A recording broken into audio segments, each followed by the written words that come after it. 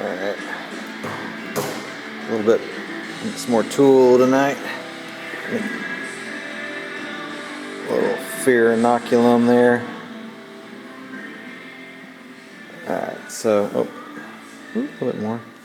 So, kind of getting back to it a little bit tonight. Before I call it, I had to go get some more 8mm fuel line because I thought I had enough, but I guess I didn't.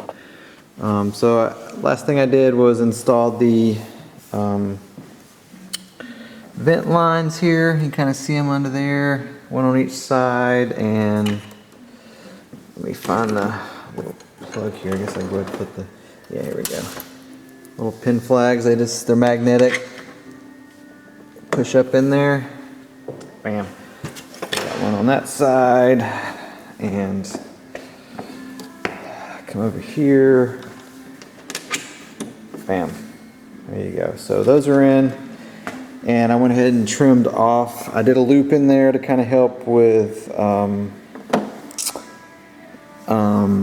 you know, overspill, you know, because if you don't put a loop in there, they'll slosh around, and it kind of helps prevent, you know, the fuel from just draining out when you're taxiing around. But so I trimmed them off a little bit, left it a little bit long. I'll probably have to trim about that much off, so about 3 or 4 inches off, and they'll connect to the center tank.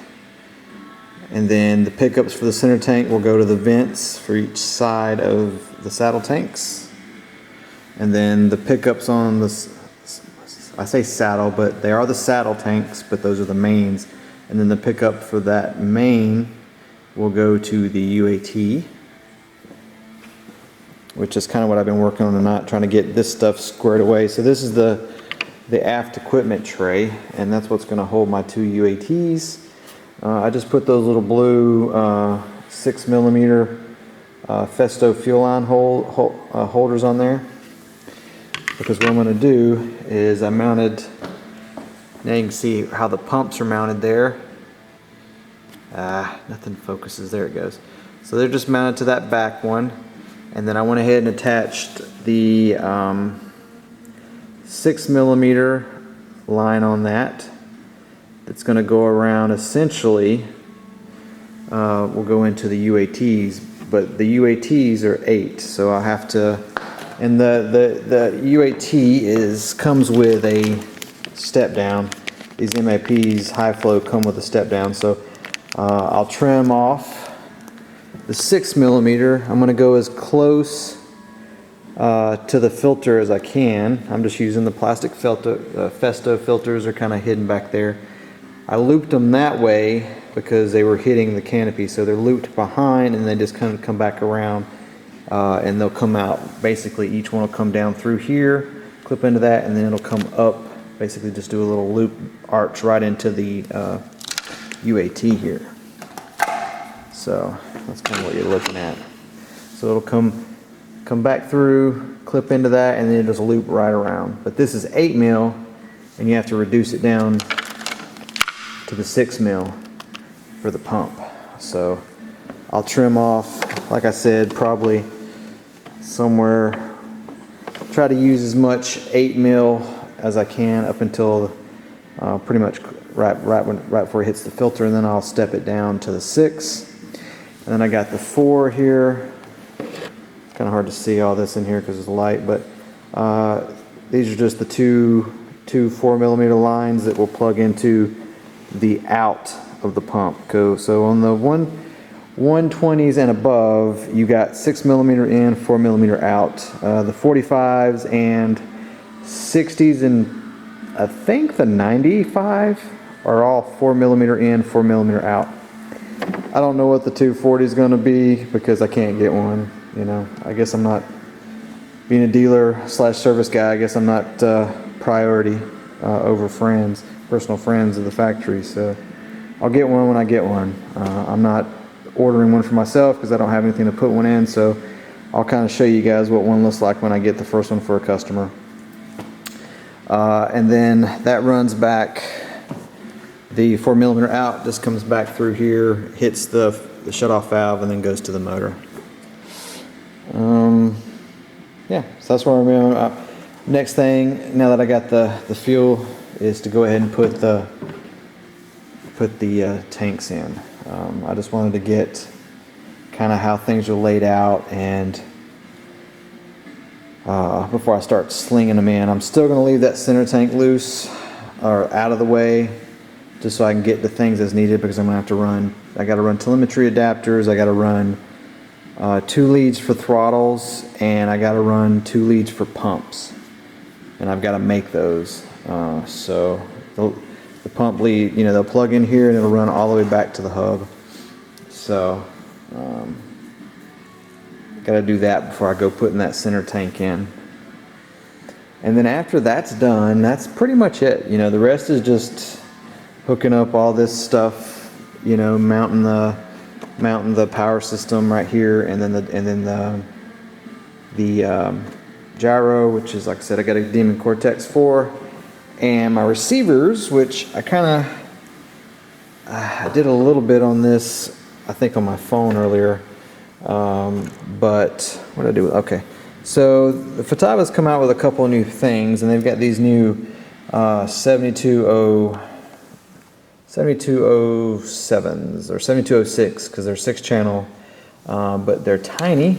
So here's the 7003s, which are just a 3-channel, and they're almost identical, just a little bit taller because they're vertical versus horizontal. And these new receivers, one, you can switch to a different mode, and it has multiple S-Bus 2 ports. Prior to this receiver, all your receivers that I know of only had one S-Bus port and one S-Bus 2 port. So if you have multiple telemetry items, you had to do like make a Y harness or put 2 Y harnesses together to get 3 or 4 to plug your individual telemetry items in. Well, since I use these in a serial receiver system, you know, I'm going to put this one in like, I think it's mode D.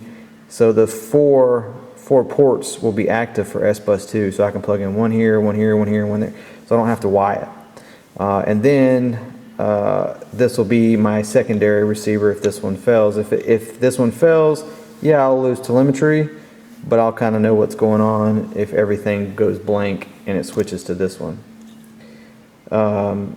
These also have what they call dual RX. So essentially you could take one of these, run a line from here to here, and supposedly if this one fails, then this one will still work, all the servos plugged into here, as best I can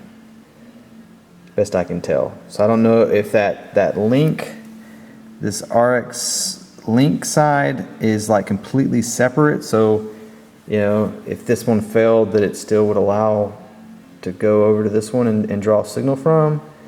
But that just seems kind of, I don't know how it works. I don't see how this could fail, you know, because it seemed like if something in here burned up, you know, it could easily prevent, you know, the signal from getting power.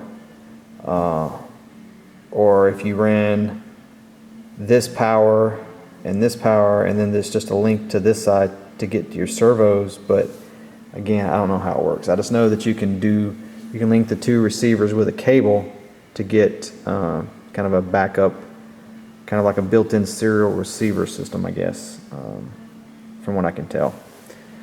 But I'm going to start putting, you know, because I've got a bunch of these and I got some of these, so I'm going to just do one primary, secondary for all my new builds. So, but yeah, so it's coming along. I'm trying to get this done, or at least to a point where it's just I got to sit down and do rotor programming and CG and final setup, because I want to jump on that guy back there. But I need to get this one wrapped up to a point where it's, you know, I can just sit down and do CG and setup. So, But I'm going to get back to it for a little bit, and you guys have a good Friday night. Cheers.